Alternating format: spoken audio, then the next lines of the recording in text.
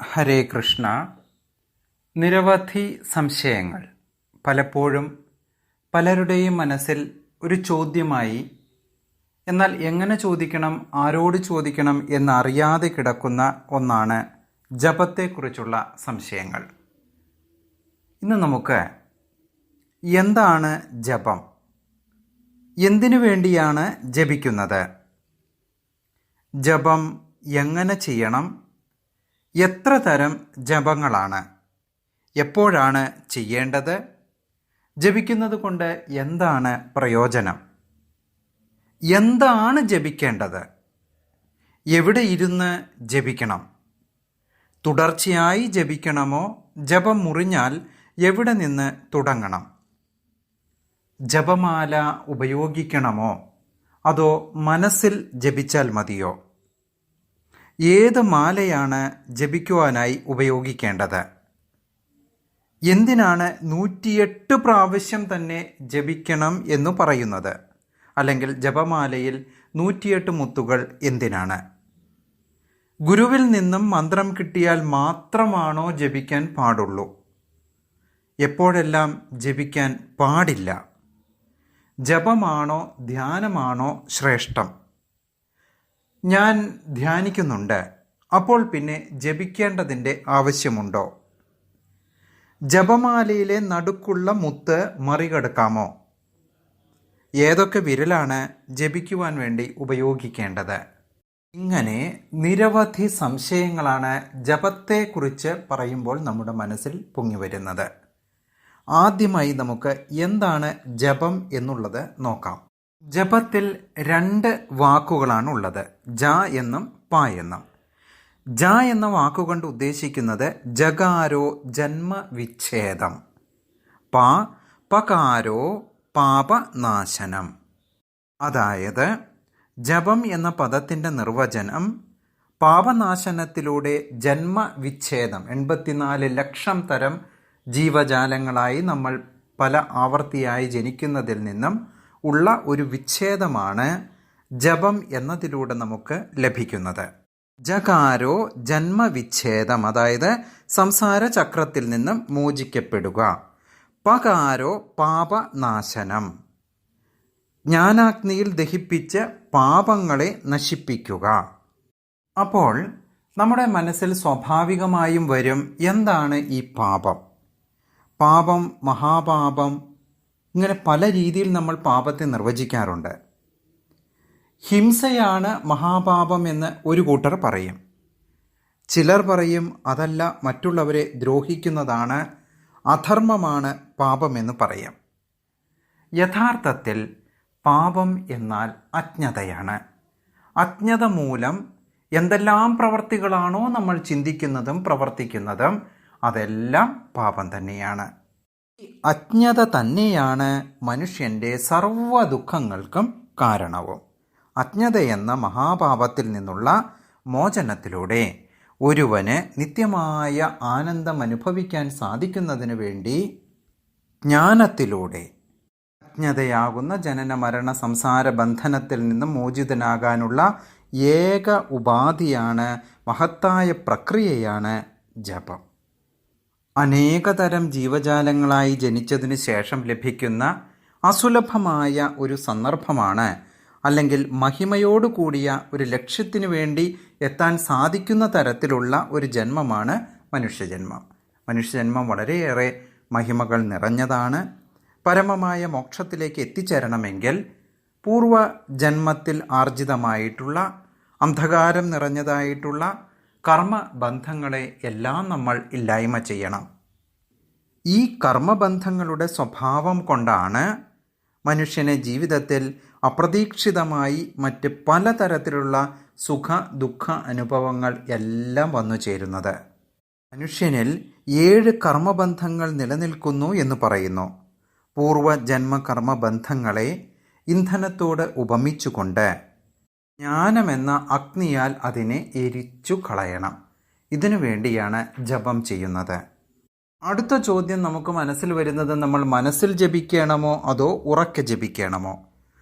ഉപനിഷത്ത് പറയുന്നത്, ജപസ്തു ദ്വിവിധ പ്രോക്തോ വാചികോ മാനസസ്തഥാ വാചികോ ഉപാംശു ഗുരുശ്ചൈശ്ച ദ്വിവിധ പരികീർത്തിതഃ മനസോ മനനധ്യാന ഭേദ ദൈവിധ്യമാശ്രിത ഉച്ചേർ ജപാത് ഉപാംശുശ്ച സഹസ്രഗുണമുച്യത്തെ മാനസശ്ച തഥോ ഉപാംശോ സഹസ്രഗുണമുച്യത്തെ ഉച്ചേർ ജപശ്ച സർവേഷാം യഥോ ഉക്തഫലോദ്ഭവേത്. അതായത് ജപം രണ്ടു വിധം, വാചിക ജപവും മാനസികമായ ജപവും. ഇതിൽ വാചിക ജപവും രണ്ട് വിധമുണ്ട്. ഒന്ന് ഉച്ചത്തിൽ ജപിക്കുന്നത്, അതായത് മറ്റുള്ളവർ കേൾക്കെ മറ്റു ജീവജാലങ്ങൾ, പല്ലി, പാറ്റ, ചെടികൾ, പശു ഇവരൊക്കെ കേൾക്കാൻ പാകത്തിന് ജപിക്കുന്നത്. രണ്ടാമത്തേത് ഉപാംശു, മറ്റുള്ളവർ കേൾക്കാതെ ചൊല്ലുന്നത്. ഇനി വേറൊന്നാണ് മാനസികമായ ജപം. ചുണ്ടുകൾ അടച്ച് നാവനക്കാതെ ഉള്ളിൽ മാത്രം ചൊല്ലുന്നതാണ് മാനസികമായ ജപം. പക്ഷേ ഈ ശ്ലോകത്തിൽ പറയുന്നത് ഉച്ചത്തിൽ ചെയ്യപ്പെടുന്ന ജപത്തേക്കാൾ 1000 ഇരട്ടി ശ്രേഷ്ഠതയാണ് ഉപാംശു ജപത്തിനെന്നും ഉപാംശുവിനേക്കാൾ 1000 ഇരട്ടി ഫലമാണ് മനനത്തിനെന്നും മനനത്തിനേക്കാൾ 1000 ഇരട്ടി ഫലമാണ് ധ്യാനത്തിന് എന്നുമാണ് പറയുന്നത്. പക്ഷേ ജപത്തിൽ നിന്ന് ധ്യാനത്തിലേക്ക് നമ്മൾ എത്തണമെങ്കിൽ അനേകം കടമ്പകൾ കടക്കണം. അപ്പോൾ ജപം എങ്ങനെയാണ് നമ്മൾ ചെയ്യേണ്ടത്? ജപം ഉച്ചത്തിൽ തുടങ്ങണം. ഉച്ചത്തിൽ ജപിച്ച് ജപിച്ച് ജപിച്ച് ജപിച്ച് കുറേ കാലങ്ങൾ കഴിയുമ്പോൾ നമുക്ക് മനസ്സിൽ തനിയേ ജപം വന്നു തുടങ്ങാം.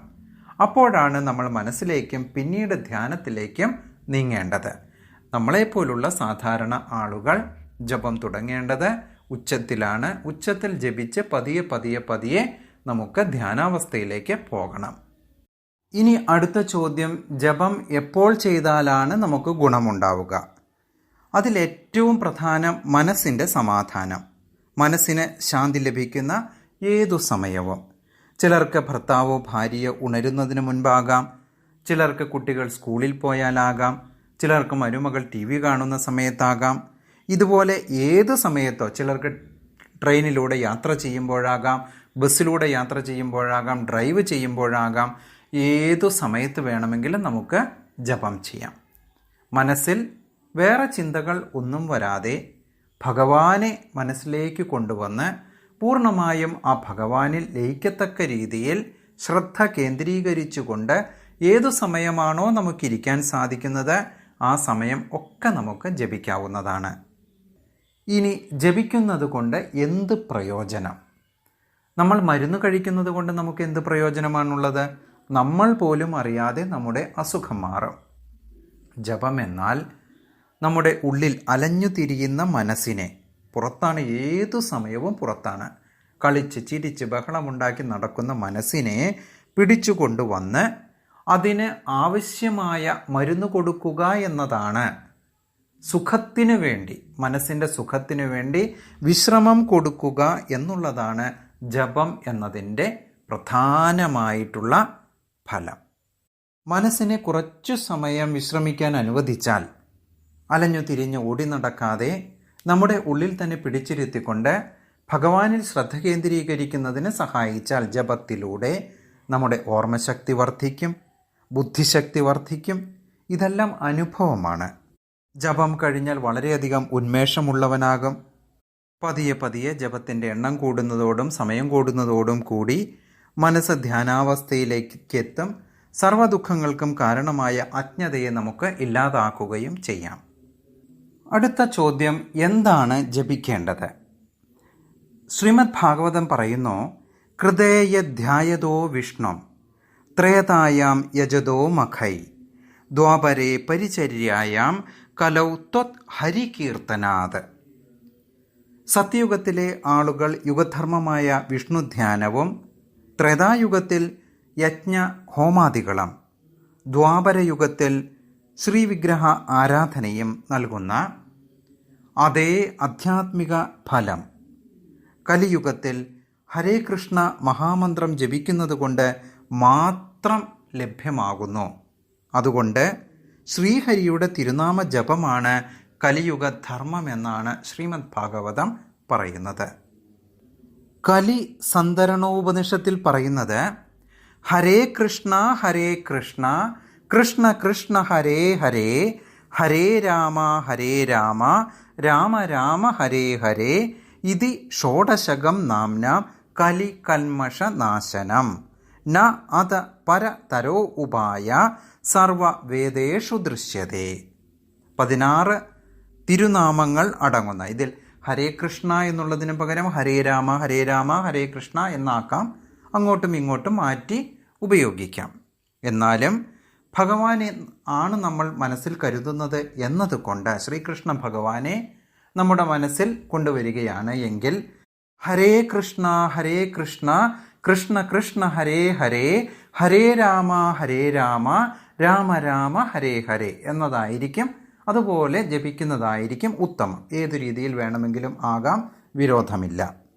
അപ്പോൾ ഇങ്ങനെ 16 തിരുനാമങ്ങൾ അടങ്ങുന്ന ഹരേ കൃഷ്ണ മഹാമന്ത്രം കലിയുഗത്തിൻ്റെ സമസ്ത കൽമഷങ്ങളെയും നീക്കി നമ്മെ ശുദ്ധരാക്കുന്നു എന്നാണ് പറയുന്നത്. ഇതിലും ശ്രേഷ്ഠമായ ഒരു ഉപായം, കലിയുഗത്തിൽ നിന്നും രക്ഷപ്പെട്ട് ഭഗവത്ധാമത്തിലേക്ക് എത്തുന്നതിന് ഒരു ഉപായം വേദങ്ങളിൽ വേറെ ഒരിടത്തു പോലും പറയുന്നില്ല. ഭഗവാന്റെ തിരുനാമ ജപത്തേക്കാൾ ശ്രേഷ്ഠമായത് ഒന്നുമില്ല എന്ന് പറയുകയാണ്. ഹരേ കൃഷ്ണ മഹാമന്ത്രത്തിൻ്റെ എന്താണ് നമ്മൾ ഉച്ചരിക്കുന്നത്, അതിൻ്റെ പ്രാധാന്യം എന്താണ് അതുകൊണ്ട് ഉദ്ദേശിക്കുന്നത് എന്ന് കൂടി നമുക്ക് നോക്കാം.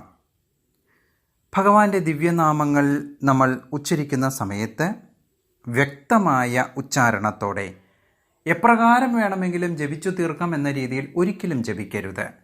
വ്യക്തമായ ഉച്ചാരണത്തോടെ പ്രാർത്ഥനാ മനോഭാവത്താൽ ഭഗവാനെ അഭിസംബോധന ചെയ്യുന്ന വിധത്തിലായിരിക്കണം ജപിക്കേണ്ടത്.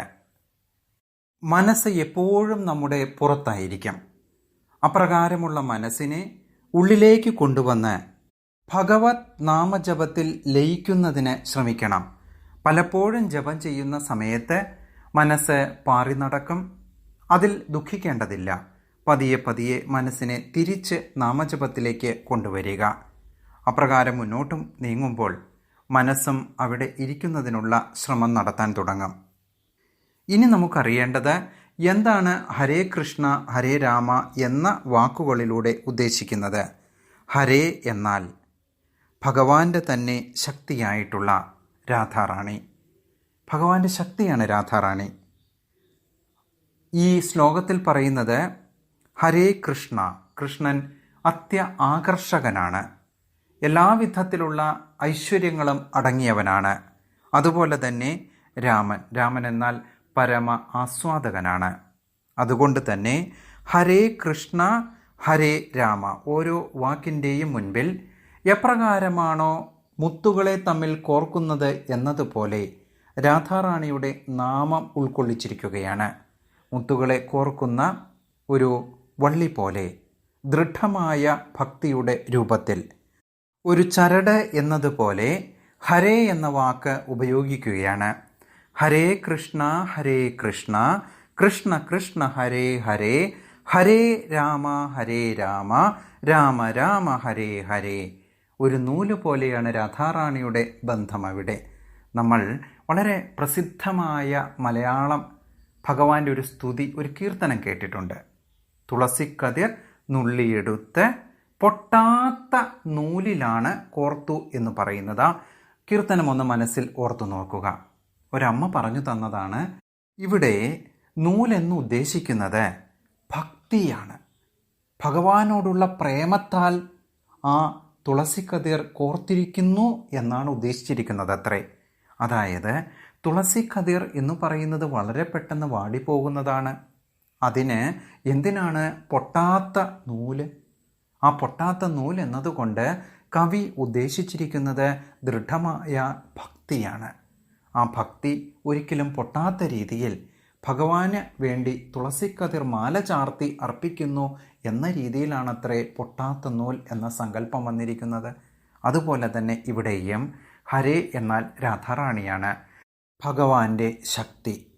ഈ മഹാമന്ത്രത്തിലൂടെ അല്ലയോ ഭഗവാനെ, അല്ലയോ അത്യാകർഷകനായിട്ടുള്ള കൃഷ്ണ, അല്ലയോ പരമാസ്വാദകനായ രാമ, എന്നെ അങ്ങയുടെ സേവനത്തിൽ വ്യാപൃതനാക്കൂ എന്നുള്ള ഒരു പ്രാർത്ഥനയാണ് ഈ നാമജപത്തിലൂടെ അർത്ഥമാക്കുന്നത്.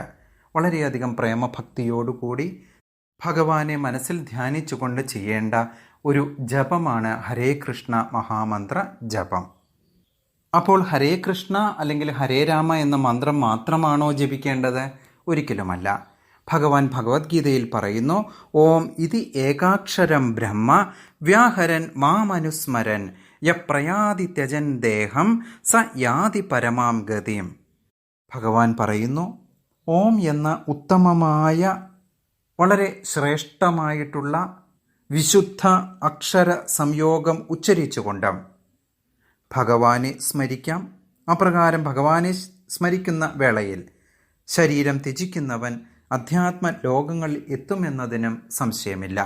നമുക്കറിയാം, ഓം എന്നാൽ ആ, ഉ, എന്ന വാക്കുകളുടെ ബ്രഹ്മ, വിഷ്ണു, മഹാദേവൻ എന്ന വാക്കുകളുടെ സംയോജനമാണ്. എല്ലാം ഭഗവാൻ തന്നെ, എല്ലാം ബ്രഹ്മം തന്നെ. ആ ബ്രഹ്മത്തെ മനസ്സിൽ ധ്യാനിച്ചു കൊണ്ടുള്ള ജപമാണ് ഓം. പക്ഷെ നമ്മൾ ഒന്ന് ഓർക്കണം, ഓം എന്ന് പറയുമ്പോൾ നമുക്ക് സങ്കല്പിക്കാൻ ഒരു രൂപമില്ല. അപ്പോൾ ഏറ്റവും ശ്രേഷ്ഠമായ രീതിയിൽ ജപിക്കുന്നതിന് ഉത്തമമായിരിക്കുന്നത് ഭഗവാന്റെ രൂപം മനസ്സിൽ ധ്യാനിച്ചുകൊണ്ട്, എത്ര സുന്ദരനാണ് ഭഗവാൻ, ആ ഭഗവാന്റെ രൂപം മനസ്സിൽ ധ്യാനിച്ചുകൊണ്ട് ഹരേ കൃഷ്ണ എന്ന ജപം ചെയ്യുകയാണ് ഉത്തമം. അതുമാത്രമല്ല, ശങ്കരാചാര്യർ പറഞ്ഞിരിക്കുന്നത് നമുക്ക് നന്നായി അറിയാം.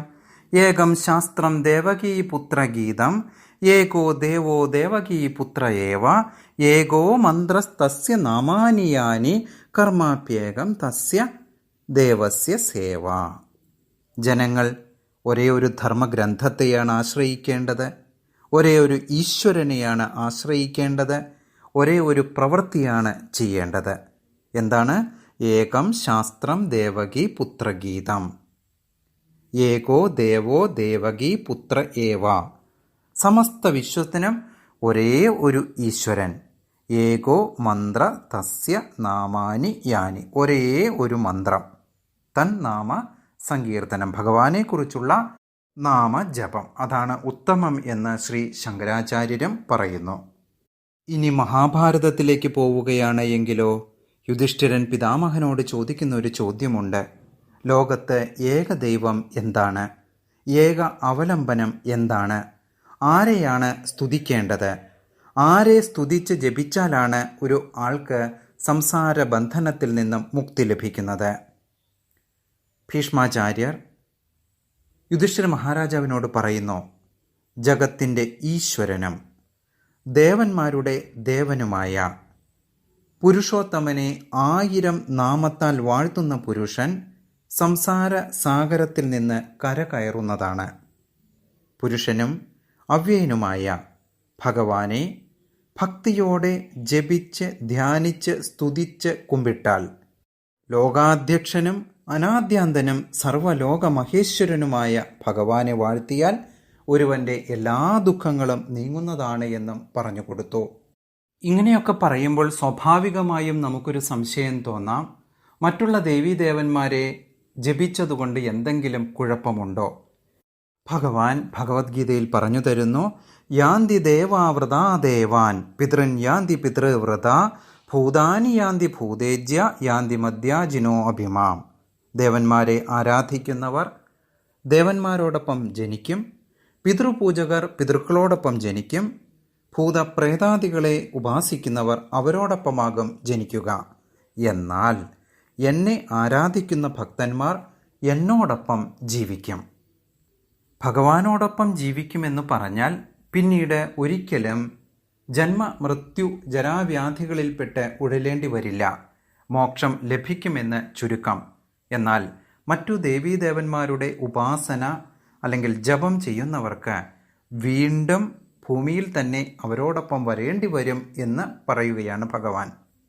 ശ്രീമദ് ഭാഗവതത്തിൽ നാരദ മഹർഷി പ്രചേതസ്സുകളെ ഉപദേശിക്കുന്ന ഒരു ഭാഗമുണ്ട്, ആരെ ഭജിക്കണം എന്നതിന് ഉത്തരമായിക്കൊണ്ട്.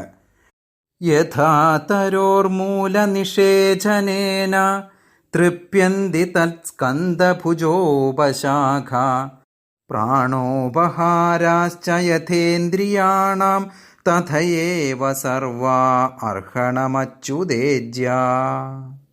അതായത് വൃക്ഷത്തിൻ്റെ വേരിന് കൊടുക്കുന്ന ജലം അതിൻ്റെ തായ്തടിയെയും ശിഖരങ്ങളെയും ചില്ലകളെയും അതുപോലെ മറ്റെല്ലാ ഭാഗങ്ങളെയും ശക്തമാക്കുന്നത് എന്നതുപോലെ, അതുമല്ല എങ്കിൽ ആമാശയത്തിൽ നൽകുന്ന ആഹാരം ശരീരത്തിലെ എല്ലാ അവയവങ്ങളെയും ഇന്ദ്രിയങ്ങളെയും പോഷിപ്പിക്കുന്നത് പോലെ ഭഗവാന് സമർപ്പിക്കുന്ന ആരാധനകൾ എല്ലാം, ജപം ഉൾപ്പെടെ, ഭഗവാൻ എന്ന വ്യക്തിത്വത്തിൻ്റെ ഭാഗങ്ങളായിട്ടുള്ള ദേവന്മാരെയും യാന്ത്രികമായി സംതൃപ്തരാക്കുന്നു എന്ന് പറഞ്ഞു കൊടുക്കുകയാണ് നാരദ മഹർഷിക്കും.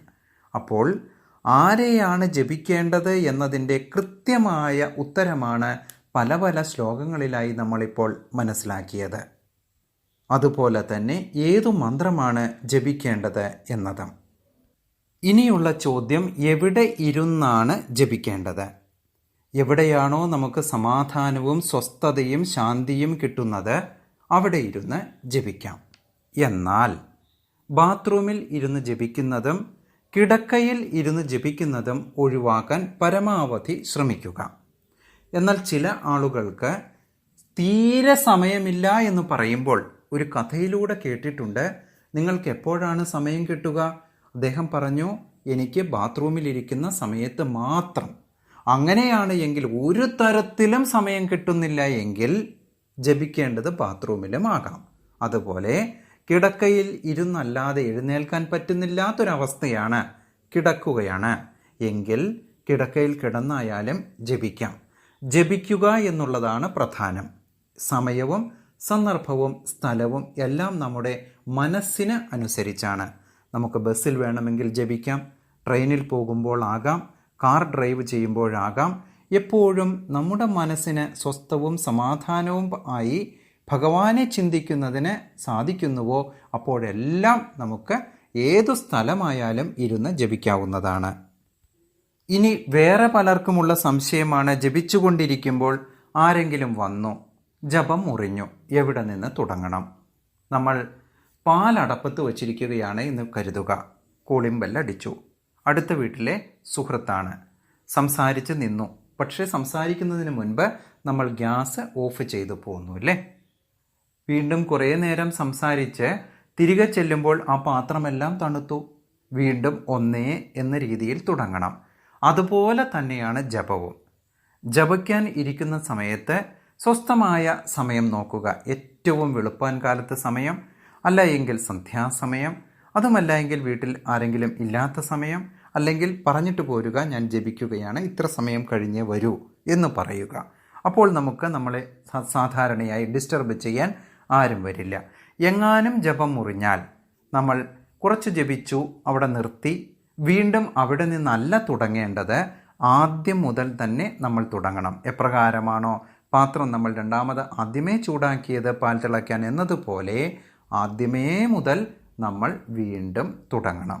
അപ്പോൾ ജപം മുറിഞ്ഞാൽ പകുതി മുറിഞ്ഞിടത്ത് നിന്നല്ല തുടങ്ങേണ്ടത്, വീണ്ടും ആദ്യം മുതലേ തുടങ്ങാൻ ശ്രദ്ധിക്കുക. ജപമാല ഉപയോഗിക്കണമോ? കൈകൊണ്ട് ജപിച്ചാൽ പോരെ, മനസ്സിൽ ജപിച്ചാൽ പോരെ? പലർക്കും സംശയമാണ്. നമ്മൾ ഭഗവാനെ അമ്പലത്തിൽ പോയി തൊഴുകുന്നത് എന്തിനാ? അല്ലെങ്കിൽ നമ്മുടെ മനസ്സിൽ ഭഗവാന്റെ രൂപം കൊണ്ടുവരണം എന്ന് പറയുന്നത് എന്തിനാ? നമുക്കൊരു രൂപം കിട്ടുന്നതിന് വേണ്ടി അല്ലേ?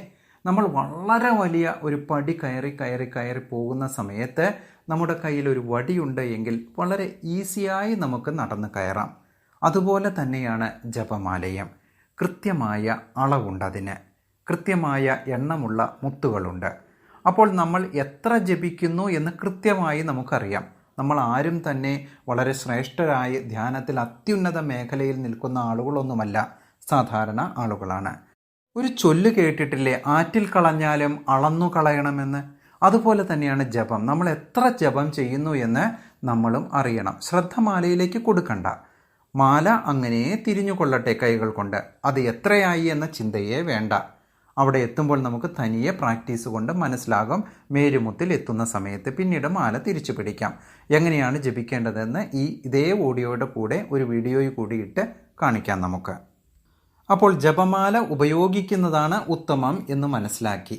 ഇനി ഞാൻ മാനസാ ജപമാണ് ചെയ്യുന്നത്, ചിലർ കൈകൊണ്ടാണ് ചെയ്യുന്നത്, ഇത് മോശമാണോ എന്ന് ചോദിച്ചാൽ അല്ല. പക്ഷേ ഉത്തമം ജപമാല ഉപയോഗിക്കുന്നതാണ്. അടുത്ത ചോദ്യം, ഏത് ജപമാലയാണ് വേണ്ടത്? രുദ്രാക്ഷം വേണോ, ചന്ദനം കൊണ്ടുള്ളത് വേണോ, തുളസി വേണോ? നമുക്ക് ഏതുമാകാം. എന്നാലും ഭഗവാൻ ഇഷ്ടം തുളസിയോടായതുകൊണ്ട് തുളസിമാല കൊണ്ട് ജപിക്കുന്നതാണ് ഉത്തമം എന്ന് പറഞ്ഞുകൊള്ളട്ടെ. പിന്നെ ഉള്ളതാണ് ഒരു സംശയം, എന്തിനാണ് 108 പ്രാവശ്യം നമ്മൾ ജപിക്കുന്നത്? 108 എന്ന് പറയുമ്പോൾ അതിനെ കൂട്ടിക്കഴിഞ്ഞാൽ 9 എന്ന സംഖ്യയാണ് വരിക. അത് മാത്രമല്ല, ഈ 9-ന് വളരെയധികം പ്രത്യേകതയുണ്ട് ഹിന്ദു വിശ്വാസത്തിൽ. മാത്രമല്ല 108 എന്നതിൽ നമുക്കുള്ളത് 108 ആഗ്രഹങ്ങളാണ്. ഓരോ സമയത്തെയും ഫീലിങ്സും അതുപോലെയാണെന്നാണ് പറയുക. കഴിഞ്ഞു പോയത് 36 ഫീലിങ്സ്, ഇപ്പോൾ നടന്നുകൊണ്ടിരിക്കുന്നത് 36, മറന്നുപോയത് 36. അങ്ങനെയാണ് ഫീലിങ്സിൻ്റെ അളവത്രേ. ഇനി വേറൊരു രീതിയിൽ പറഞ്ഞാൽ, നമ്മൾ പ്ലാനറ്റ് ഗ്രഹങ്ങൾ നോക്കിയാലും 12, 9, 108 കണക്കാക്കുന്നത്. സൂര്യൻ്റെ വലിപ്പം നോക്കിയാലും ഭൂമിയേക്കാൾ 108 ഇരട്ടി വലിപ്പമാണ് സൂര്യനുള്ളത്. അതുമാത്രമല്ല, ഭാരതീയ ദർശനപ്രകാരം ശ്രേയസ്കരമായ സംഖ്യയാണ് 9 എന്നുള്ളത്. 18 എന്ന സംഖ്യയുടെ ഏകാത്മക മൂല്യവും 9 തന്നെയാണ്. ഏറ്റവും വലിയ ഒറ്റ സംഖ്യയും പൂർണ്ണസംഖ്യയും 9 ആണ്. 9-നെ ഏതു സംഖ്യ കൊണ്ട് ഗുണിച്ചാലും കിട്ടുന്ന ഫലത്തിൻ്റെ ഏകാത്മക മൂല്യവും 9 തന്നെയാണ്. മഹാഭാരത യുദ്ധം നടന്നത്, യുദ്ധത്തിൽ പങ്കെടുത്ത 18 അക്ഷൗണികൾ, 18 പർവ്വങ്ങൾ, ഭഗവത്ഗീതയിലായാലും 18 അധ്യായങ്ങൾ, പുരാണങ്ങൾ 18. ഇനി നമ്മൾ ശബരിമലയുടെ കാര്യമെടുത്താൽ അവിടെയും 18 പടി, പഴനിയിലാണ് എങ്കിൽ 1008 പടി, ഉപനിഷത്തുകളാണ് എങ്കിൽ 108, ചതുർയുഗങ്ങൾ കൂട്ടുന്ന സമയത്ത് കിട്ടുന്നതും 9, ത്രേതായുഗം കിട്ടുമ്പോഴും 9, ദ്വാപരയുഗം കൂട്ടിയാലും കിട്ടുന്നത് 9 സംഖ്യ, ഇനി കലിയുഗമായാലും 9 എന്ന സംഖ്യ. നവദ്വാരങ്ങൾ, നാഡികൾ, നവരസഭാവങ്ങൾ, നക്ഷത്രങ്ങൾ, ഗ്രഹങ്ങൾ, രത്നങ്ങൾ, നവരാത്രി, നവാക്ഷരി, ഇതുപോലെ എന്ത് കൂട്ടിയാലും, ഏറ്റവും ചുരുക്കി പറഞ്ഞാൽ ഒരു വൃത്തത്തിൻ്റെ ചുറ്റളവെന്ന് പറയുന്ന 360 ഡിഗ്രി കൂട്ടിയാലും കിട്ടുന്നതും 9 തന്നെയാണ്.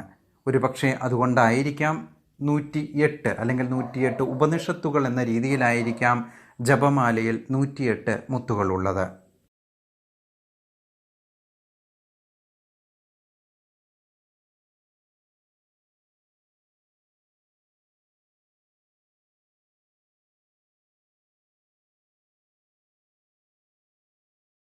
ഹരേ കൃഷ്ണ. നിരവധി സംശയങ്ങൾ പലപ്പോഴും പലരുടെയും മനസ്സിൽ ഒരു ചോദ്യമായി, എന്നാൽ എങ്ങനെ ചോദിക്കണം, ആരോട് ചോദിക്കണം എന്നറിയാതെ കിടക്കുന്ന ഒന്നാണ് ജപത്തെക്കുറിച്ചുള്ള സംശയങ്ങൾ. ഇന്ന് നമുക്ക് എന്താണ് ജപം, എന്തിനു വേണ്ടിയാണ് ജപിക്കുന്നത്, ജപം എങ്ങനെ ചെയ്യണം, എത്ര തരം ജപങ്ങളാണ്, എപ്പോഴാണ് ചെയ്യേണ്ടത്, ജപിക്കുന്നത് കൊണ്ട് എന്താണ് പ്രയോജനം, എന്താണ് ജപിക്കേണ്ടത്, എവിടെ ഇരുന്ന് ജപിക്കണം, തുടർച്ചയായി ജപിക്കണമോ, ജപം മുറിഞ്ഞാൽ എവിടെ നിന്ന് തുടങ്ങണം, ജപമാല ഉപയോഗിക്കണമോ അതോ മനസ്സിൽ ജപിച്ചാൽ മതിയോ, ഏത് മാലയാണ് ജപിക്കുവാനായി ഉപയോഗിക്കേണ്ടത്, എന്തിനാണ് 108 പ്രാവശ്യം തന്നെ ജപിക്കണം എന്നു പറയുന്നത്, അല്ലെങ്കിൽ ജപമാലയിൽ 108 മുത്തുകൾ എന്തിനാണ്, ഗുരുവിൽ നിന്നും മന്ത്രം കിട്ടിയാൽ മാത്രമാണോ ജപിക്കാൻ പാടുള്ളൂ, എപ്പോഴെല്ലാം ജപിക്കാൻ പാടില്ല, ജപമാണോ ധ്യാനമാണോ ശ്രേഷ്ഠം, ഞാൻ ധ്യാനിക്കുന്നുണ്ട്, അപ്പോൾ പിന്നെ ജപിക്കേണ്ടതിൻ്റെ ആവശ്യമുണ്ടോ, ജപമാലയിലെ നടുക്കുള്ള മുത്ത് മറികടക്കാമോ, ഏതൊക്കെ വിരലാണ് ജപിക്കുവാൻ വേണ്ടി ഉപയോഗിക്കേണ്ടത്, ഇങ്ങനെ നിരവധി സംശയങ്ങളാണ് ജപത്തെക്കുറിച്ച് പറയുമ്പോൾ നമ്മുടെ മനസ്സിൽ പൊങ്ങി വരുന്നത്. ആദ്യമായി നമുക്ക് എന്താണ് ജപം എന്നുള്ളത് നോക്കാം. ജപത്തിൽ 2 വാക്കുകളാണ് ഉള്ളത്, ജ എന്നും പ എന്നും. ജ എന്ന വാക്കുകൊണ്ട് ഉദ്ദേശിക്കുന്നത് ജകാരോ ജന്മവിച്ഛേദം, പകാരോ പാപനാശനം. അതായത് ജപം എന്ന പദത്തിൻ്റെ നിർവചനം പാപനാശനത്തിലൂടെ ജന്മവിച്ഛേദം, 84 ലക്ഷം തരം ജീവജാലങ്ങളായി നമ്മൾ പല ആവർത്തിയായി ജനിക്കുന്നതിൽ നിന്നും ഉള്ള ഒരു വിച്ഛേദമാണ് ജപം എന്നതിലൂടെ നമുക്ക് ലഭിക്കുന്നത്. ജകാരോ ജന്മവിച്ഛേദം, അതായത് സംസാര ചക്രത്തിൽ നിന്നും മോചിക്കപ്പെടുക. പകാരോ പാപനാശനം, ജ്ഞാനാഗ്നിയിൽ ദഹിപ്പിച്ച് പാപങ്ങളെ നശിപ്പിക്കുക. അപ്പോൾ നമ്മുടെ മനസ്സിൽ സ്വാഭാവികമായും വരും, എന്താണ് ഈ പാപം? പാപം, മഹാപാപം, ഇങ്ങനെ പല രീതിയിൽ നമ്മൾ പാപത്തെ നിർവചിക്കാറുണ്ട്. ഹിംസയാണ് മഹാപാപം എന്ന് ഒരു കൂട്ടർ പറയും. ചിലർ പറയും അതല്ല, മറ്റുള്ളവരെ ദ്രോഹിക്കുന്നതാണ്, അധർമ്മമാണ് പാപമെന്ന് പറയാം. യഥാർത്ഥത്തിൽ പാപം എന്നാൽ അജ്ഞതയാണ്. അജ്ഞത മൂലം എന്തെല്ലാം പ്രവർത്തികളാണോ നമ്മൾ ചിന്തിക്കുന്നതും പ്രവർത്തിക്കുന്നതും അതെല്ലാം പാപം തന്നെയാണ്. ഈ അജ്ഞത തന്നെയാണ് മനുഷ്യൻ്റെ സർവ്വ ദുഃഖങ്ങൾക്കും കാരണവും. അജ്ഞത എന്ന മഹാപാപത്തിൽ നിന്നുള്ള മോചനത്തിലൂടെ ഒരുവന് നിത്യമായ ആനന്ദം അനുഭവിക്കാൻ സാധിക്കുന്നതിന് വേണ്ടി ജ്ഞാനത്തിലൂടെ അജ്ഞതയാകുന്ന ജനന മരണ സംസാര ബന്ധനത്തിൽ നിന്നും മോചിതനാകാനുള്ള ഏക ഉപാധിയാണ്, മഹത്തായ പ്രക്രിയയാണ് ജപം. അനേകതരം ജീവജാലങ്ങളായി ജനിച്ചതിന് ശേഷം ലഭിക്കുന്ന അസുലഭമായ ഒരു സന്ദർഭമാണ്, അല്ലെങ്കിൽ മഹിമയോടുകൂടിയ ഒരു ലക്ഷ്യത്തിനു വേണ്ടി എത്താൻ സാധിക്കുന്ന തരത്തിലുള്ള ഒരു ജന്മമാണ് മനുഷ്യജന്മം. മനുഷ്യജന്മം വളരെയേറെ മഹിമകൾ നിറഞ്ഞതാണ്. പരമമായ മോക്ഷത്തിലേക്ക് എത്തിച്ചേരണമെങ്കിൽ പൂർവജന്മത്തിൽ ആർജിതമായിട്ടുള്ള അന്ധകാരം നിറഞ്ഞതായിട്ടുള്ള കർമ്മബന്ധങ്ങളെ എല്ലാം നമ്മൾ ഇല്ലായ്മ ചെയ്യണം. ഈ കർമ്മബന്ധങ്ങളുടെ സ്വഭാവം കൊണ്ടാണ് മനുഷ്യനെ ജീവിതത്തിൽ അപ്രതീക്ഷിതമായി മറ്റ് പലതരത്തിലുള്ള സുഖ ദുഃഖ അനുഭവങ്ങൾ എല്ലാം വന്നു ചേരുന്നത്. മനുഷ്യനിൽ 7 കർമ്മബന്ധങ്ങൾ നിലനിൽക്കുന്നു എന്ന് പറയുന്നു. പൂർവജന്മ കർമ്മബന്ധങ്ങളെ ഇന്ധനത്തോട് ഉപമിച്ചുകൊണ്ട് ജ്ഞാനമെന്ന അഗ്നിയാൽ അതിനെ എരിച്ചു കളയണം. ഇതിനു വേണ്ടിയാണ് ജപം ചെയ്യുന്നത്. അടുത്ത ചോദ്യം നമുക്ക് മനസ്സിൽ വരുന്നത്, നമ്മൾ മനസ്സിൽ ജപിക്കണമോ അതോ ഉറക്കെ ജപിക്കണമോ? ഉപനിഷത്ത് പറയുന്നത്, ജപസ്തു ദ്വിവിധ പ്രോക്തോ വാചികോ മാനസസ്തഥാ വാചികോ ഉപാംശു ഗുരുശ്ചൈശ്ച ദ്വിവിധ പരികീർത്തിതഃ മനസോ മനനധ്യാന ഭേദ ദൈവിധ്യമാശ്രിത ഉച്ചേർ ജപാത് ഉപാംശുശ്ച സഹസ്രഗുണമുച്യതേ മാനസശ്ച തഥോ ഉപാംശോ സഹസ്രഗുണമുച്യതേ ഉച്ചേർ ജപശ്ച സർവേഷാം യഥോ ഉക്തഫലോദ്ഭവേത്. അതായത് ജപം 2 വിധം, വാചിക ജപവും മാനസികമായ ജപവും. ഇതിൽ വാചിക ജപവും 2 വിധമുണ്ട്. ഒന്ന് ഉച്ചത്തിൽ ജപിക്കുന്നത്, അതായത് മറ്റുള്ളവർ കേൾക്കെ, മറ്റു ജീവജാലങ്ങൾ, പല്ലി, പാറ്റ, ചെടികൾ, പശു ഇവരൊക്കെ കേൾക്കാൻ പാകത്തിന് ജപിക്കുന്നത്. രണ്ടാമത്തേത് ഉപാംശു, മറ്റുള്ളവർ കേൾക്കാതെ ചൊല്ലുന്നത്. ഇനി വേറൊന്നാണ് മാനസികമായ ജപം. ചുണ്ടുകൾ അടച്ച് നാവനക്കാതെ ഉള്ളിൽ മാത്രം ചൊല്ലുന്നതാണ് മാനസികമായ ജപം. പക്ഷേ ഈ ശ്ലോകത്തിൽ പറയുന്നത്, ഉച്ചത്തിൽ ചെയ്യപ്പെടുന്ന ജപത്തേക്കാൾ 1000 ഇരട്ടി ശ്രേഷ്ഠതയാണ് ഉപാംശു ജപത്തിനെന്നും ഉപാംശുവിനേക്കാൾ 1000 ഇരട്ടി ഫലമാണ് മനനത്തിനെന്നും മനനത്തിനേക്കാൾ 1000 ഇരട്ടി ഫലമാണ് ധ്യാനത്തിന് എന്നുമാണ് പറയുന്നത്. പക്ഷേ ജപത്തിൽ നിന്ന് ധ്യാനത്തിലേക്ക് നമ്മൾ എത്തണമെങ്കിൽ അനേകം കടമ്പകൾ കടക്കണം. അപ്പോൾ ജപം എങ്ങനെയാണ് നമ്മൾ ചെയ്യേണ്ടത്? ജപം ഉച്ചത്തിൽ തുടങ്ങണം. ഉച്ചത്തിൽ ജപിച്ച് ജപിച്ച് ജപിച്ച് ജപിച്ച് കുറേ കാലങ്ങൾ കഴിയുമ്പോൾ നമുക്ക് മനസ്സിൽ തനിയേ ജപം വന്നു തുടങ്ങാം. അപ്പോഴാണ് നമ്മൾ മനസ്സിലേക്കും പിന്നീട് ധ്യാനത്തിലേക്കും നീങ്ങേണ്ടത്. നമ്മളെപ്പോലുള്ള സാധാരണ ആളുകൾ ജപം തുടങ്ങേണ്ടത് ഉച്ചത്തിലാണ്. ഉച്ചത്തിൽ ജപിച്ച് പതിയെ പതിയെ പതിയെ നമുക്ക് ധ്യാനാവസ്ഥയിലേക്ക് പോകണം. ഇനി അടുത്ത ചോദ്യം, ജപം എപ്പോൾ ചെയ്താലാണ് നമുക്ക് ഗുണമുണ്ടാവുക? അതിലേറ്റവും പ്രധാനം മനസ്സിൻ്റെ സമാധാനം. മനസ്സിന് ശാന്തി ലഭിക്കുന്ന ഏതു സമയവും. ചിലർക്ക് ഭർത്താവോ ഭാര്യയോ ഉണരുന്നതിന് മുൻപാകാം, ചിലർക്ക് കുട്ടികൾ സ്കൂളിൽ പോയാലാകാം, ചിലർക്ക് മരുമകൾ TV കാണുന്ന സമയത്താകാം. ഇതുപോലെ ഏത് സമയത്തോ, ചിലർക്ക് ട്രെയിനിലൂടെ യാത്ര ചെയ്യുമ്പോഴാകാം, ബസ്സിലൂടെ യാത്ര ചെയ്യുമ്പോഴാകാം, ഡ്രൈവ് ചെയ്യുമ്പോഴാകാം. ഏതു സമയത്ത് വേണമെങ്കിലും നമുക്ക് ജപം ചെയ്യാം. മനസ്സിൽ വേറെ ചിന്തകൾ ഒന്നും വരാതെ ഭഗവാനെ മനസ്സിലേക്ക് കൊണ്ടുവന്ന് പൂർണ്ണമായും ആ ഭഗവാനിൽ ലയിക്കത്തക്ക രീതിയിൽ ശ്രദ്ധ കേന്ദ്രീകരിച്ചുകൊണ്ട് ഏതു സമയമാണോ നമുക്കിരിക്കാൻ സാധിക്കുന്നത് ആ സമയം ഒക്കെ നമുക്ക് ജപിക്കാവുന്നതാണ്. ഇനി ജപിക്കുന്നത് കൊണ്ട് എന്ത് പ്രയോജനം? നമ്മൾ മരുന്ന് കഴിക്കുന്നത് കൊണ്ട് നമുക്ക് എന്ത് പ്രയോജനമാണുള്ളത്? നമ്മൾ പോലും അറിയാതെ നമ്മുടെ അസുഖം മാറും. ജപം എന്നാൽ നമ്മുടെ ഉള്ളിൽ അലഞ്ഞു തിരിയുന്ന മനസ്സിനെ, പുറത്താണ്, ഏതു സമയവും പുറത്താണ്, കളിച്ച് ചിരിച്ച് ബഹളമുണ്ടാക്കി നടക്കുന്ന മനസ്സിനെ പിടിച്ചു കൊണ്ടുവന്ന് അതിന് ആവശ്യമായ മരുന്ന് കൊടുക്കുക എന്നതാണ്. സുഖത്തിനു വേണ്ടി, മനസ്സിൻ്റെ സുഖത്തിനു വേണ്ടി വിശ്രമം കൊടുക്കുക എന്നുള്ളതാണ് ജപം എന്നതിൻ്റെ പ്രധാനമായിട്ടുള്ള ഫലം. മനസ്സിനെ കുറച്ചു സമയം വിശ്രമിക്കാൻ അനുവദിച്ചാൽ, അലഞ്ഞു തിരിഞ്ഞ് ഓടി നടക്കാതെ നമ്മുടെ ഉള്ളിൽ തന്നെ പിടിച്ചിരുത്തിക്കൊണ്ട് ഭഗവാനിൽ ശ്രദ്ധ കേന്ദ്രീകരിക്കുന്നതിന് സഹായിച്ചാൽ ജപത്തിലൂടെ നമ്മുടെ ഓർമ്മശക്തി വർദ്ധിക്കും, ബുദ്ധിശക്തി വർദ്ധിക്കും.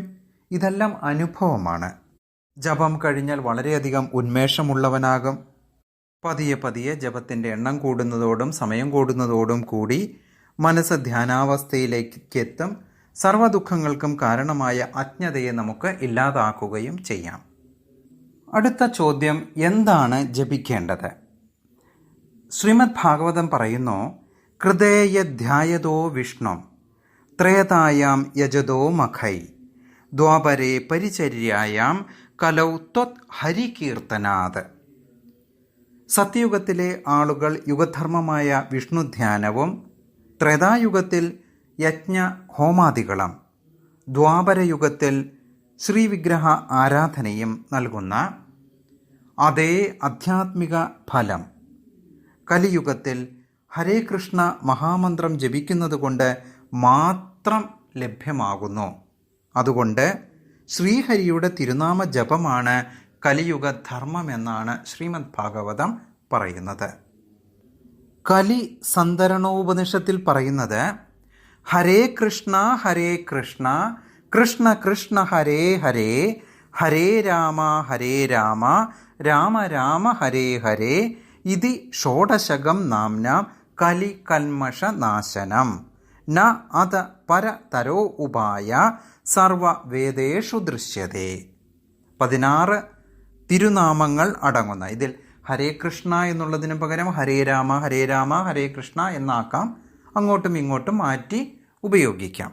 എന്നാലും ഭഗവാനെ ആണ് നമ്മൾ മനസ്സിൽ കരുതുന്നത് എന്നതുകൊണ്ട് ശ്രീകൃഷ്ണ ഭഗവാനെ നമ്മുടെ മനസ്സിൽ കൊണ്ടുവരികയാണ് എങ്കിൽ ഹരേ കൃഷ്ണ കൃഷ്ണ കൃഷ്ണ ഹരേ ഹരേ, ഹരേ രാമ രാമ രാമ ഹരേ ഹരേ എന്നതായിരിക്കും.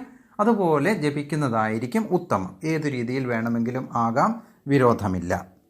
അപ്പോൾ ഇങ്ങനെ 16 തിരുനാമങ്ങൾ അടങ്ങുന്ന ഹരേ കൃഷ്ണ മഹാമന്ത്രം കലിയുഗത്തിൻ്റെ സമസ്ത കൽമഷങ്ങളെയും നീക്കി നമ്മെ ശുദ്ധരാക്കുന്നു എന്നാണ് പറയുന്നത്.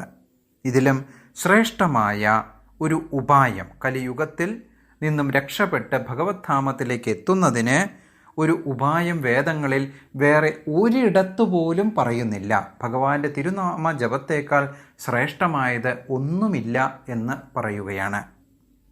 ഹരേ കൃഷ്ണ മഹാമന്ത്രത്തിൻ്റെ എന്താണ് നമ്മൾ ഉച്ചരിക്കുന്നത്, അതിൻ്റെ പ്രാധാന്യം എന്താണ് അതുകൊണ്ട് ഉദ്ദേശിക്കുന്നത് എന്ന് കൂടി നമുക്ക് നോക്കാം. ഭഗവാന്റെ ദിവ്യനാമങ്ങൾ നമ്മൾ ഉച്ചരിക്കുന്ന സമയത്ത് വ്യക്തമായ ഉച്ചാരണത്തോടെ എപ്രകാരം വേണമെങ്കിലും ജപിച്ചു തീർക്കാം എന്ന രീതിയിൽ ഒരിക്കലും ജപിക്കരുത്. വ്യക്തമായ ഉച്ചാരണത്തോടെ പ്രാർത്ഥനാ മനോഭാവത്താൽ ഭഗവാനെ അഭിസംബോധന ചെയ്യുന്ന വിധത്തിലായിരിക്കണം ജപിക്കേണ്ടത്. മനസ്സ് എപ്പോഴും നമ്മുടെ പുറത്തായിരിക്കും. അപ്രകാരമുള്ള മനസ്സിനെ ഉള്ളിലേക്ക് കൊണ്ടുവന്ന് ഭഗവത് നാമജപത്തിൽ ലയിക്കുന്നതിന് ശ്രമിക്കണം. പലപ്പോഴും ജപം ചെയ്യുന്ന സമയത്ത് മനസ്സ് പാറി നടക്കും. അതിൽ ദുഃഖിക്കേണ്ടതില്ല. പതിയെ പതിയെ മനസ്സിനെ തിരിച്ച് നാമജപത്തിലേക്ക് കൊണ്ടുവരിക.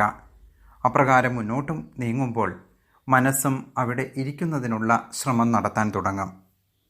ഇനി നമുക്കറിയേണ്ടത് എന്താണ് ഹരേ കൃഷ്ണ ഹരേ രാമ എന്ന വാക്കുകളിലൂടെ ഉദ്ദേശിക്കുന്നത്. ഹരേ എന്നാൽ ഭഗവാന്റെ തന്നെ ശക്തിയായിട്ടുള്ള രാധാറാണി. ഭഗവാന്റെ ശക്തിയാണ് രാധാറാണി. ഈ ശ്ലോകത്തിൽ പറയുന്നത് ഹരേ കൃഷ്ണ, കൃഷ്ണൻ ആകർഷകനാണ്, എല്ലാവിധത്തിലുള്ള ഐശ്വര്യങ്ങളും അടങ്ങിയവനാണ്. അതുപോലെ തന്നെ രാമൻ എന്നാൽ പരമ ആസ്വാദകനാണ്. അതുകൊണ്ട് തന്നെ ഹരേ കൃഷ്ണ ഹരേ രാമ ഓരോ വാക്കിൻ്റെയും മുൻപിൽ എപ്രകാരമാണോ മുത്തുകളെ തമ്മിൽ കോർക്കുന്നത് എന്നതുപോലെ രാധാറാണിയുടെ നാമം ഉൾക്കൊള്ളിച്ചിരിക്കുകയാണ്.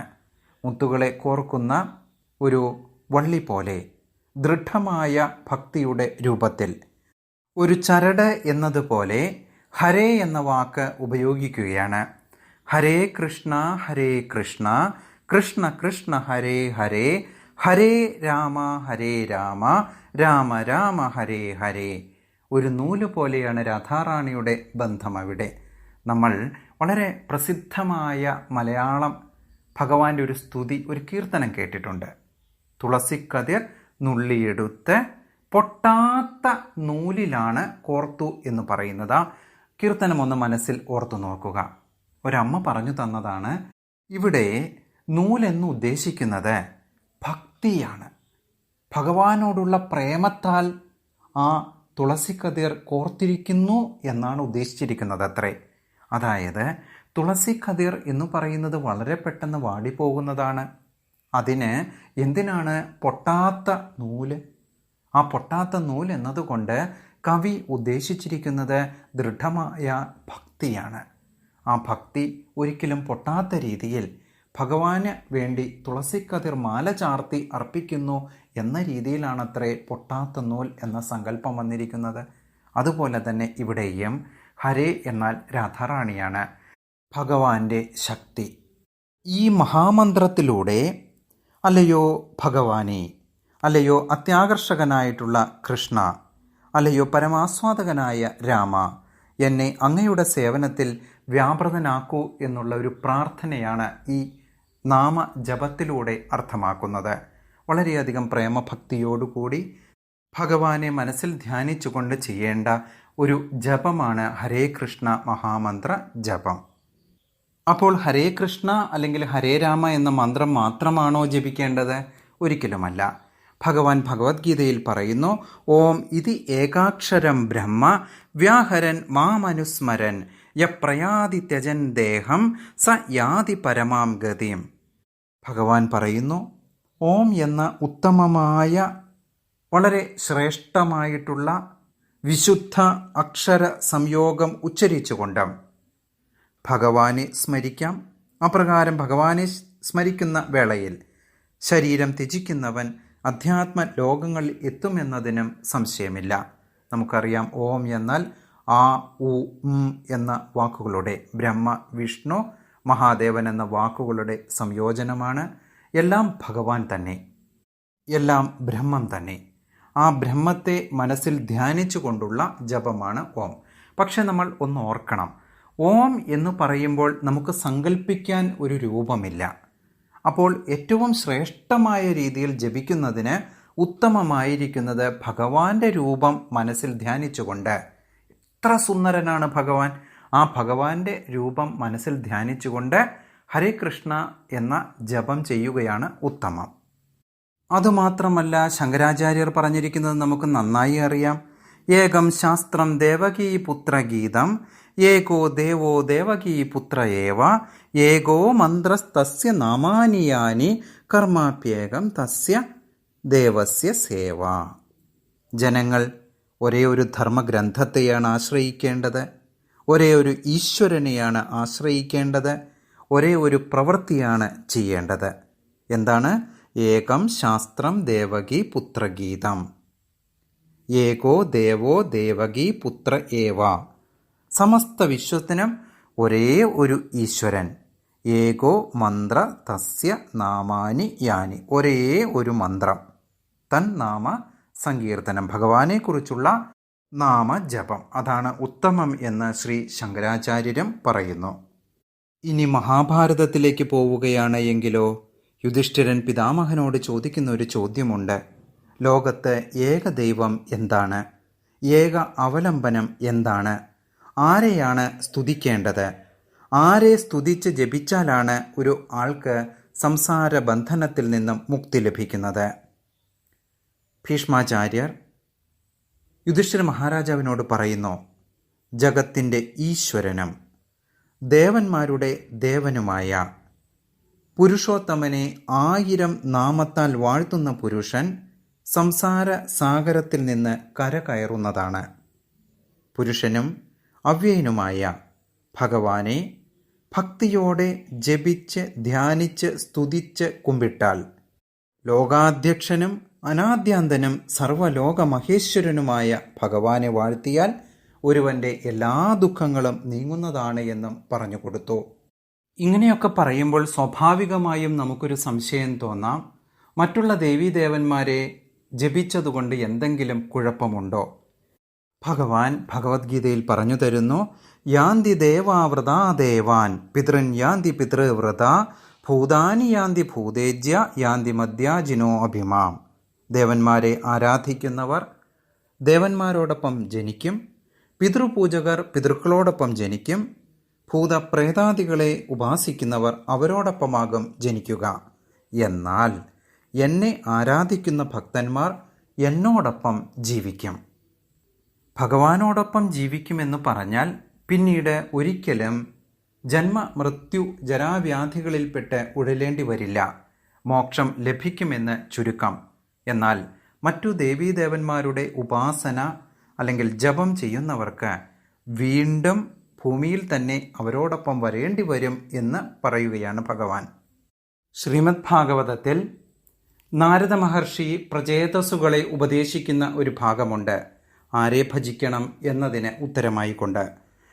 യഥാ തരോർമൂലനിഷേചനേന തൃപ്യന്തി തത്സ്കന്ധഭുജോപശാഖ പ്രാണോപഹാരാശ്ച യഥേന്ദ്രിയാണാം തഥയേവ സർവാ അർഹണമച്യുതേജ്യ. അതായത് വൃക്ഷത്തിൻ്റെ വേരിന് കൊടുക്കുന്ന ജലം അതിൻ്റെ തായ്തടിയെയും ശിഖരങ്ങളെയും ചില്ലകളെയും അതുപോലെ മറ്റെല്ലാ ഭാഗങ്ങളെയും ശക്തമാക്കുന്നത് എന്നതുപോലെ, അതുമല്ല എങ്കിൽ ആമാശയത്തിൽ നൽകുന്ന ആഹാരം ശരീരത്തിലെ എല്ലാ അവയവങ്ങളെയും ഇന്ദ്രിയങ്ങളെയും പോഷിപ്പിക്കുന്നത് പോലെ ഭഗവാന് സമർപ്പിക്കുന്ന ആരാധനകൾ എല്ലാം, ജപമുൾപ്പെടെ ഭഗവാൻ എന്ന വ്യക്തിത്വത്തിൻ്റെ ഭാഗങ്ങളായിട്ടുള്ള ദേവന്മാരെയും യാന്ത്രികമായി സംതൃപ്തരാക്കുന്നു എന്ന് പറഞ്ഞു കൊടുക്കുകയാണ് നാരദ മഹർഷിക്കും. അപ്പോൾ ആരെയാണ് ജപിക്കേണ്ടത് എന്നതിൻ്റെ കൃത്യമായ ഉത്തരമാണ് പല പല ശ്ലോകങ്ങളിലായി നമ്മളിപ്പോൾ മനസ്സിലാക്കിയത്. അതുപോലെ തന്നെ ഏതു മന്ത്രമാണ് ജപിക്കേണ്ടത് എന്നതും. ഇനിയുള്ള ചോദ്യം, എവിടെ ഇരുന്നാണ് ജപിക്കേണ്ടത്? എവിടെയാണോ നമുക്ക് സമാധാനവും സ്വസ്ഥതയും ശാന്തിയും കിട്ടുന്നത് അവിടെ ഇരുന്ന് ജപിക്കാം. എന്നാൽ ബാത്റൂമിൽ ഇരുന്ന് ജപിക്കുന്നതും കിടക്കയിൽ ഇരുന്ന് ജപിക്കുന്നതും ഒഴിവാക്കാൻ പരമാവധി ശ്രമിക്കുക. എന്നാൽ ചില ആളുകൾക്ക് തീരെ സമയമില്ല എന്ന് പറയുമ്പോൾ ഒരു കഥയിലൂടെ കേട്ടിട്ടുണ്ട്, നിങ്ങൾക്ക് എപ്പോഴാണ് സമയം കിട്ടുക? അദ്ദേഹം പറഞ്ഞു, എനിക്ക് ബാത്റൂമിലിരിക്കുന്ന സമയത്ത് മാത്രം. അങ്ങനെയാണ് എങ്കിൽ ഒരു തരത്തിലും സമയം കിട്ടുന്നില്ല എങ്കിൽ ജപിക്കേണ്ടത് ബാത്റൂമിലും ആകാം. അതുപോലെ കിടക്കയിൽ ഇരുന്നല്ലാതെ എഴുന്നേൽക്കാൻ പറ്റുന്നില്ലാത്തൊരവസ്ഥയാണ്, കിടക്കുകയാണ് എങ്കിൽ കിടക്കയിൽ കിടന്നായാലും ജപിക്കാം. ജപിക്കുക എന്നുള്ളതാണ് പ്രധാനം. സമയവും സന്ദർഭവും സ്ഥലവും എല്ലാം നമ്മുടെ മനസ്സിന് അനുസരിച്ചാണ്. നമുക്ക് ബസ്സിൽ വേണമെങ്കിൽ ജപിക്കാം, ട്രെയിനിൽ പോകുമ്പോൾ ആകാം, കാർ ഡ്രൈവ് ചെയ്യുമ്പോഴാകാം. എപ്പോഴും നമ്മുടെ മനസ്സിന് സ്വസ്ഥവും സമാധാനവും ആയി ഭഗവാനെ ചിന്തിക്കുന്നതിന് സാധിക്കുന്നുവോ അപ്പോഴെല്ലാം നമുക്ക് ഏതു സ്ഥലമായാലും ഇരുന്ന് ജപിക്കാവുന്നതാണ്. ഇനി വേറെ പലർക്കുമുള്ള സംശയമാണ്, ജപിച്ചുകൊണ്ടിരിക്കുമ്പോൾ ആരെങ്കിലും വന്നു, ജപം മുറിഞ്ഞു, എവിടെ നിന്ന് തുടങ്ങണം? നമ്മൾ പാലടപ്പത്ത് വച്ചിരിക്കുകയാണ് എന്ന് കരുതുക. കൂളിംഗ് ബെല്ലടിച്ചു. അടുത്ത വീട്ടിലെ സുഹൃത്താണ്. സംസാരിച്ച് നിന്നു. പക്ഷേ സംസാരിക്കുന്നതിന് മുൻപ് നമ്മൾ ഗ്യാസ് ഓഫ് ചെയ്തു പോന്നു അല്ലേ?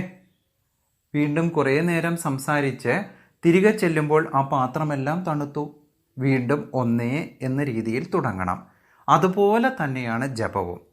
ജപിക്കാൻ ഇരിക്കുന്ന സമയത്ത് സ്വസ്ഥമായ സമയം നോക്കുക. ഏറ്റവും വെളുപ്പാൻ കാലത്തെ സമയം, അല്ല എങ്കിൽ സന്ധ്യാസമയം, അതുമല്ല എങ്കിൽ വീട്ടിൽ ആരെങ്കിലും ഇല്ലാത്ത സമയം, അല്ലെങ്കിൽ പറഞ്ഞിട്ട് പോരുക, ഞാൻ ജപിക്കുകയാണ്, ഇത്ര സമയം കഴിഞ്ഞേ വരൂ എന്ന് പറയുക. അപ്പോൾ നമുക്ക് നമ്മളെ സാധാരണയായി ഡിസ്റ്റർബ് ചെയ്യാൻ ആരും വരില്ല. എങ്ങാനും ജപം മുറിഞ്ഞാൽ നമ്മൾ കുറച്ച് ജപിച്ചു, അവിടെ നിർത്തി, വീണ്ടും അവിടെ നിന്നല്ല തുടങ്ങേണ്ടത്. ആദ്യം മുതൽ തന്നെ നമ്മൾ തുടങ്ങണം. എപ്രകാരമാണോ പാത്രം നമ്മൾ ആദ്യമേ ചൂടാക്കിയത് പാൽ തിളയ്ക്കാൻ എന്നതുപോലെ ആദ്യമേ മുതൽ നമ്മൾ വീണ്ടും തുടങ്ങണം. അപ്പോൾ ജപം മുറിഞ്ഞാൽ പകുതി മുറിഞ്ഞിടത്ത് നിന്നല്ല തുടങ്ങേണ്ടത്, വീണ്ടും ആദ്യം മുതലേ തുടങ്ങാൻ ശ്രദ്ധിക്കുക. ജപമാല ഉപയോഗിക്കണമോ? കൈകൊണ്ട് ജപിച്ചാൽ പോരെ, മനസ്സിൽ ജപിച്ചാൽ പോരെ? പലർക്കും സംശയമാണ്. നമ്മൾ ഭഗവാനെ അമ്പലത്തിൽ പോയി തൊഴുകുന്നത് എന്തിനാ? അല്ലെങ്കിൽ നമ്മുടെ മനസ്സിൽ ഭഗവാന്റെ രൂപം കൊണ്ടുവരണം എന്ന് പറയുന്നത് എന്തിനാ? നമുക്കൊരു രൂപം കിട്ടുന്നതിന് വേണ്ടി അല്ലേ? നമ്മൾ വളരെ വലിയ ഒരു പടി കയറി പോകുന്ന സമയത്ത് നമ്മുടെ കയ്യിൽ ഒരു വടിയുണ്ട് എങ്കിൽ വളരെ ഈസിയായി നമുക്ക് നടന്ന് കയറാം. അതുപോലെ തന്നെയാണ് ജപമാലയം. കൃത്യമായ അളവുണ്ടതിന്, കൃത്യമായ എണ്ണമുള്ള മുത്തുകളുണ്ട്. അപ്പോൾ നമ്മൾ എത്ര ജപിക്കുന്നു എന്ന് കൃത്യമായി നമുക്കറിയാം. നമ്മൾ ആരും തന്നെ വളരെ ശ്രേഷ്ഠരായി ധ്യാനത്തിൽ അത്യുന്നത മേഖലയിൽ നിൽക്കുന്ന ആളുകളൊന്നുമല്ല, സാധാരണ ആളുകളാണ്. ഒരു ചൊല്ല് കേട്ടിട്ടില്ലേ, ആറ്റിൽ കളഞ്ഞാലും അളന്നു കളയണമെന്ന്? അതുപോലെ തന്നെയാണ് ജപം. നമ്മൾ എത്ര ജപം ചെയ്യുന്നു എന്ന് നമ്മളും അറിയണം. ശ്രദ്ധ മാലയിലേക്ക് കൊടുക്കണ്ട. മാല അങ്ങനെ തിരിഞ്ഞുകൊള്ളട്ടെ കൈകൾ കൊണ്ട്. അത് എത്രയായി എന്ന ചിന്തയേ വേണ്ട. അവിടെ എത്തുമ്പോൾ നമുക്ക് തനിയെ പ്രാക്ടീസ് കൊണ്ട് മനസ്സിലാകും. മേരുമുത്തിൽ എത്തുന്ന സമയത്ത് പിന്നീട് മാല തിരിച്ചു പിടിക്കാം. എങ്ങനെയാണ് ജപിക്കേണ്ടതെന്ന് ഇതേ ഓഡിയോയുടെ കൂടെ ഒരു വീഡിയോയിൽ കൂടി ഇട്ട് കാണിക്കാം നമുക്ക്. അപ്പോൾ ജപമാല ഉപയോഗിക്കുന്നതാണ് ഉത്തമം എന്ന് മനസ്സിലാക്കി. ഇനി ഞാൻ മാനസാ ജപമാണ് ചെയ്യുന്നത്, ചിലർ കൈകൊണ്ടാണ് ചെയ്യുന്നത്, ഇത് മോശമാണോ എന്ന് ചോദിച്ചാൽ അല്ല. പക്ഷേ ഉത്തമം ജപമാല ഉപയോഗിക്കുന്നതാണ്. അടുത്ത ചോദ്യം, ഏത് ജപമാലയാണ് വേണ്ടത്? രുദ്രാക്ഷം വേണോ? ചന്ദനം കൊണ്ടുള്ളത് വേണോ? തുളസി വേണോ? നമുക്ക് ഏതുമാകാം. എന്നാലും ഭഗവാൻ ഇഷ്ടം തുളസിയോടായതുകൊണ്ട് തുളസിമാല കൊണ്ട് ജപിക്കുന്നതാണ് ഉത്തമം എന്ന് പറഞ്ഞുകൊള്ളട്ടെ. പിന്നെ ഉള്ളതാണ് ഒരു സംശയം, എന്തിനാണ് 108 പ്രാവശ്യം നമ്മൾ ജപിക്കുന്നത്? 108 എന്ന് പറയുമ്പോൾ അതിനെ കൂട്ടിക്കഴിഞ്ഞാൽ 9 എന്ന സംഖ്യയാണ് വരിക. അതുമാത്രമല്ല, ഈ 9ന് വളരെയധികം പ്രത്യേകതയുണ്ട് ഹിന്ദു വിശ്വാസത്തിൽ. മാത്രമല്ല 108 എന്നതിൽ നമുക്കുള്ളത് 108 ആഗ്രഹങ്ങളാണ്. ഓരോ സമയത്തെയും ഫീലിങ്സും അതുപോലെയാണെന്നാ പറയുക. കഴിഞ്ഞു പോയത് 36 ഫീലിങ്സ്, ഇപ്പോൾ നടന്നുകൊണ്ടിരിക്കുന്നത് 36, മറന്നുപോയത് 36. അങ്ങനെയാണ് ഫീലിങ്സിൻ്റെ അളവത്രേ. ഇനി വേറൊരു രീതിയിൽ പറഞ്ഞാൽ നമ്മൾ പ്ലാനറ്റ് ഗ്രഹങ്ങൾ നോക്കിയാലും 12, 9, 108 ആയിട്ടാണ് കണക്കാക്കുന്നത്. സൂര്യൻ്റെ വലിപ്പം നോക്കിയാലും ഭൂമിയേക്കാൾ 108 ഇരട്ടി വലിപ്പമാണ് സൂര്യനുള്ളത്. അതുമാത്രമല്ല, ഭാരതീയ ദർശനപ്രകാരം ശ്രേയസ്കരമായ സംഖ്യയാണ് 9 എന്നുള്ളത്. 18 എന്ന സംഖ്യയുടെ ഏകാത്മക മൂല്യവും 9 തന്നെയാണ്. ഏറ്റവും വലിയ ഒറ്റ സംഖ്യയും പൂർണ്ണസംഖ്യയും 9ആണ്. 9നെ ഏതു സംഖ്യ കൊണ്ട് ഗുണിച്ചാലും കിട്ടുന്ന ഫലത്തിൻ്റെ ഏകാത്മക മൂല്യവും 9 തന്നെയാണ്. മഹാഭാരത യുദ്ധം നടന്നത്, യുദ്ധത്തിൽ പങ്കെടുത്ത 18 അക്ഷൗണികൾ, 18 പർവ്വങ്ങൾ, ഭഗവത്ഗീതയിലായാലും 18 അധ്യായങ്ങൾ, പുരാണങ്ങൾ 18. ഇനി നമ്മൾ ശബരിമലയുടെ കാര്യമെടുത്താൽ അവിടെയും 18 പടി, പഴനിയിലാണ് എങ്കിൽ 1008 പടി, ഉപനിഷത്തുകളാണ് എങ്കിൽ 108, ചതുർയുഗങ്ങൾ കൂട്ടുന്ന സമയത്ത് കിട്ടുന്നതും 9, ത്രേതായുഗം കിട്ടുമ്പോഴും 9, ദ്വാപരയുഗം കൂട്ടിയാലും കിട്ടുന്നത് 9 സംഖ്യ, ഇനി കലിയുഗമായാലും 9 എന്ന സംഖ്യ. നവദ്വാരങ്ങൾ, നാഡികൾ, നവരസഭാവങ്ങൾ, നക്ഷത്രങ്ങൾ, ഗ്രഹങ്ങൾ, രത്നങ്ങൾ, നവരാത്രി, നവാക്ഷരി, ഇതുപോലെ എന്ത് കൂട്ടിയാലും, ഏറ്റവും ചുരുക്കി പറഞ്ഞാൽ ഒരു വൃത്തത്തിൻ്റെ ചുറ്റളവെന്ന് പറയുന്ന 360 ഡിഗ്രി കൂട്ടിയാലും കിട്ടുന്നതും 9 തന്നെയാണ്. ഒരു പക്ഷേ അതുകൊണ്ടായിരിക്കാം 108 അല്ലെങ്കിൽ 108 ഉപനിഷത്തുകൾ എന്ന രീതിയിലായിരിക്കാം ജപമാലയിൽ 108 മുത്തുകളുള്ളത്.